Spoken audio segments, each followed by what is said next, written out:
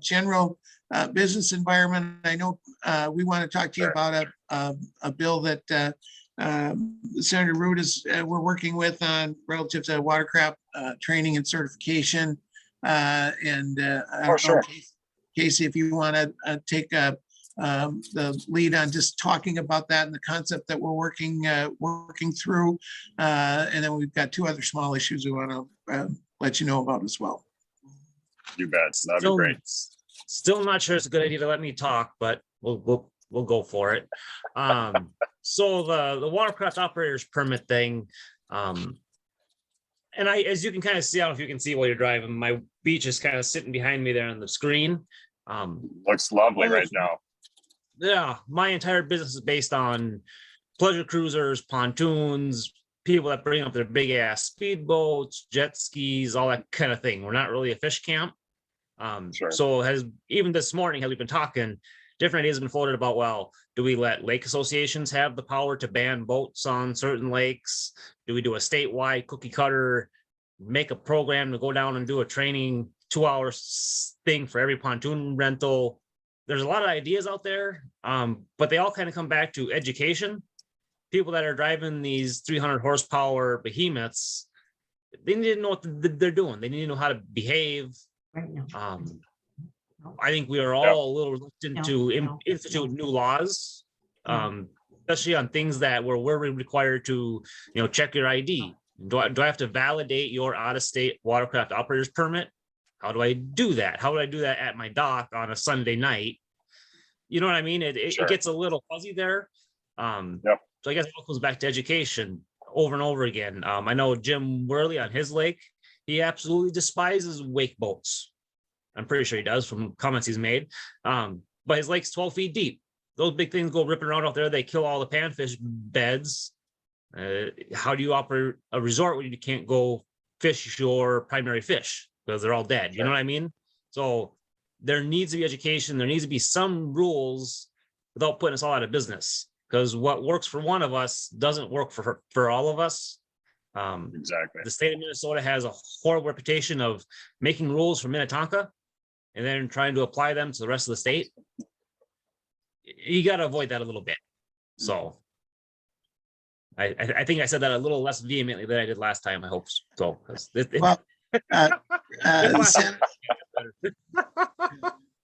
Senator, I like it. Yeah, Senator and Representative, I think you get the message. We're all for safety and education, and we've seen problems on the lake, and we need to have a way to make sure people know how to operate the watercraft that they're putting on the lake. We're one of only a handful of states that don't have a certification program. I think 45 or 46 states already have it. Senator Root, of course, is very pro resort and tourism, and she's making sure the bill exempts out-of-state guests and doesn't require us to verify that they've taken their training in their home state. And but there's other components as well, and we certainly don't want to come across as being anti-safety or training, because that's clearly critical to us. But we want to make sure that it works, and so that's a bill that we're working with. We want to make sure you knew about it, we're aware of it, and I don't know if it makes it across the goal line in 2022 or not, but we're actively engaged to make sure that it's helpful and not harmful. Yeah, Joel, you know me, I'm all about safety and recreation. Despite the headlines in the Tribune. That might be an inside joke between you and me right now. But I do have a question. So when I was, I don't know, 10 years old or 12, I had a watercraft certificate, safety certificate. Yep. I don't know what the rules were even with that. Is that something that you just have to have when you're younger, or what? Yes. What is the deal with the current rules that we have for watercraft training apply to 12 to 17-year-olds. So if you want to take the boat out and you're in that age category, you have to get the certificate, and there are limitations on the size of boat that you can take out. and those other requirements that are part of current law already. This would take on a rolling basis, kind of like hunter safety, where they're going to phase it in over certain ages between like the effective date and 2027. And if you were born before 1987, you wouldn't have to get the training or certification at all. But everybody at a certain point born after 1987 would need to, get a certificate. That's how they phased in, gun safety, which is a good thing. We have a question, quite frankly, of the way the bill is written about how it applies to those youth operators. That is something that needs to be clarified, particularly for they are establishing a new category called what's their name? An accompanying operator. And those have to be over 21. There's a question about what happens to 18-year-olds that's not clear in the bill right now. And so we need to clarify some of those points, but you're absolutely right. We have requirements right now. This would apply it to more people, not everybody, but more people. Joe, just to Yes, let you know, because I serve on the environmental committee here on the House side, there are stakeholders that are concerned about that bill because it's more of a one size tried to fit all. And as we heard, from Casey and others, so we are actually hearing that bill and hearing today. Yeah. So just to give you a heads up. Oh, your microphone's off. That happened. There will probably be some suggested changes and stuff, but we do need to start this conversation. But one of the things that we heard yesterday in our huddle is just what's good for Traverse Lake, which is a shallow lake, is not necessarily good for Red Lake, which is a deep lake. So, but we do need to make sure that the people who are operating the boats are skilled. So I think we're going to see some changes on that, and that's what our founding fathers intended to have these robust discussions. Yeah. And I'll be providing some testimony today during committee as well, Representative. So I appreciate the comments. And I'll point out where we think there are problems. There's a delete everything amendment that improves some of the issues that we had already, but there's still some issues that we need to have clarified. So thank you. Say, Joel, Yes, I used a bit of hyperbole earlier when I said I didn't have anything for 5 hours. I do have an 11:30 I have to jump off for. That's fine. I do appreciate you taking time, and I love when resorters are coming around, and I can't wait for next year when you guys are back at the Capitol. Really looking forward to that. So thank you for the work that you do for Minnesota. Oh, I got that on my desk. I dropped it off yesterday. So all right, thank you everybody, and have a wonderful day. Looking forward thank you, to talking to you Senator. later. Representative, I hope you can stay with us a bit longer, Representative Backer. And maybe we did introductions with Senator Johnson, but if you don't mind, if our group doesn't mind, we have a number of people from Otter County on the call, and I want them to introduce themselves to you, which is an area that may be in your new legislative district.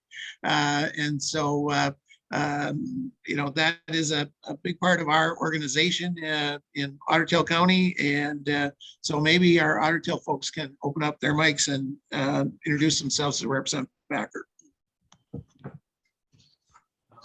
Jim and Kristen Worley. We're from Sunset Bay Resort in Richville, just outside of Perham. Okay. Are you guys, that would be on the west side of Perham?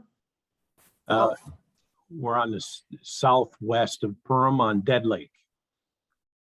Okay. Okay, yep. I vacation on Star Lake. We're right next door. Yep, we're right next door to that. Yep, that's what I thought. Yep. Yep.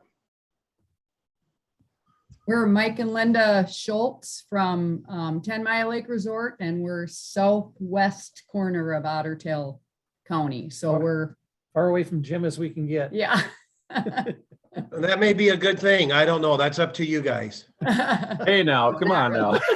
I didn't, I just said that may be a good thing. I didn't say it was definitely, it was not a nail in the coffin. It was not a nail in the coffin. Actually, I was giving them a hard time because we're good friends with them, so.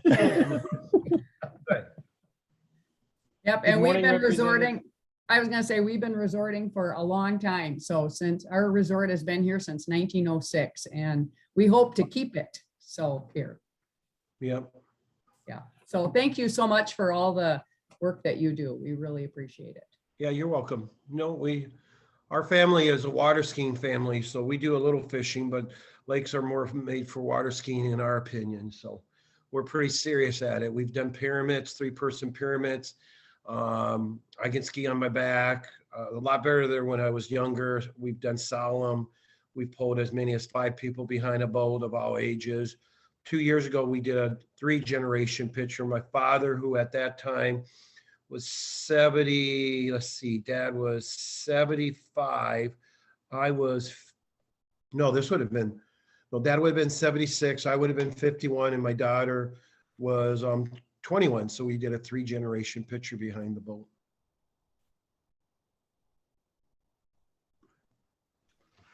Impressive. Good morning, Representative. I'm another Otter Tail County resort owner, changed hands last year. It's been in existence for, I think, 70 years with a 5th set of owners, and looking to hang on to it for many years to come.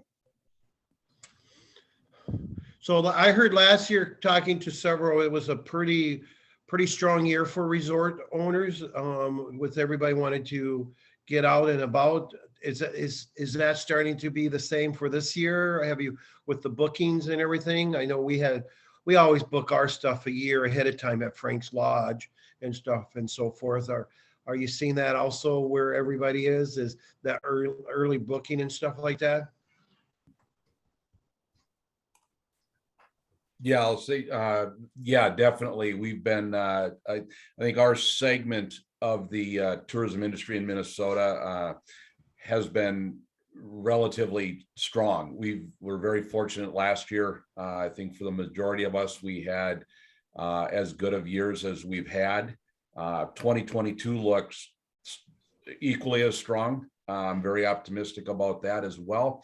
There's always concerns, with what's going on, gas prices, I think will maybe minimally affect us for the most part. I think it long range, if it stays, that could have some negative impact, but for the short term, I don't anticipate that being a negative factor for most of us.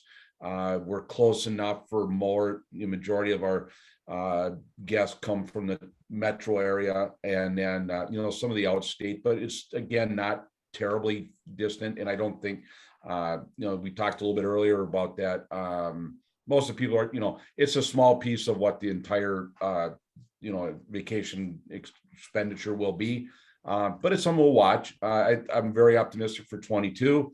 However, there's been sectors that have not fared well. The hotel industries have not.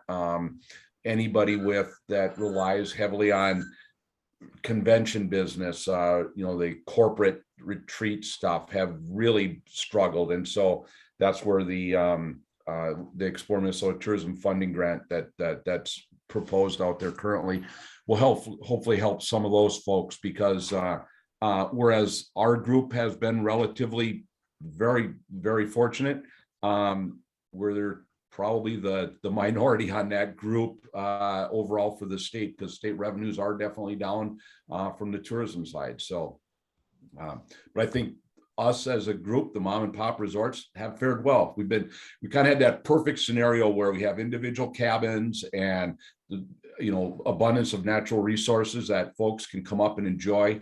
And I'm really glad to hear you're a water skier. We're a dying breed. Everything's wakeboards and surfing, wake surfing out there. So it's good to hear that. But no, we're very optimistic with 2022 as well. Good to hear. So, Anything else? Or what other items you want to share with me that? Well, Yeah, on the plate. Representative, as you know, you'll hear from us on the watercraft training today. Appreciate your thoughts and comments. You know, we've talked about the resorter renting a 14-foot Lund and a 15-horse motor versus, you know, a marine operator that's renting, you know, 28-foot power boats on Minnetonka, and we support them and we're all for them. But there is a distinction there, and we appreciate you noting it. We have a property tax system for resorts that we put in place a number of years ago that that taxes them on different tiers of the value of their resort. And they did that to try and keep resorts in business because their property taxes are their single largest business operating expense. And the tiers right now, the first tier, which is 0 to 600,000, is taxed like your homestead at 0.5% of market value. The second tier between 600 and 1.7 million is taxed at 1% of market value, and then everything over 1.7 is taxed at 1.25% of market value. Those tiers haven't been adjusted for 14 years. And, you know, we have a bill in front of the tax committee that Representative Rasmussen is carrying that would modestly upgrade those tiers so that you get the value of that tax relief that the legislature intended. They have not been changed since 2008, and I think everyone knows, and I know you're well familiar with property values. They've increased a lot since 2008, and we'd like to see those tiers increased to keep pace with the increased property valuations that we've all experienced in the last 14 years. So that's an additional issue in addition to EMT funding, which you caught the tail end of, and the watercraft certification. Those are the three issues that we're trying to kind of put on your radar for 2022. Okay. Very good. So anything on your end that you want us to be aware of? It's a two-way street. We're happy to hear issues and concerns that you're hearing or that we need to be aware of. I mean, we're following the general business issues like the unemployment trust fund and those just general things. But anything that you want to relay back to us, please let us know. So. Yeah, I really do not have anything, you know, being a business owner, I get it. So at the end of the day, you have to be profitable, and that's by providing good service, and hopefully you're not overregulated. So that's at the end of the day, that's what we got to keep moving forward with. Of course, in your scenario, I know you guys are good stewards of the resources and the lakes, because obviously if you aren't good stewards of it, you're cutting your own throat with the income. So, you know, these folks who think they have to police everybody, at the end of the day, you guys know how to police people and make things work and be profitable. And we don't need the state to get involved with it like sometimes they think they do. Right. Well, we appreciate that comment as well. And thank you for everything you do for tourism and resorting. I know we've knocked on your door in person, and we've done it virtually a couple times. And so we appreciate your interest in our issues. And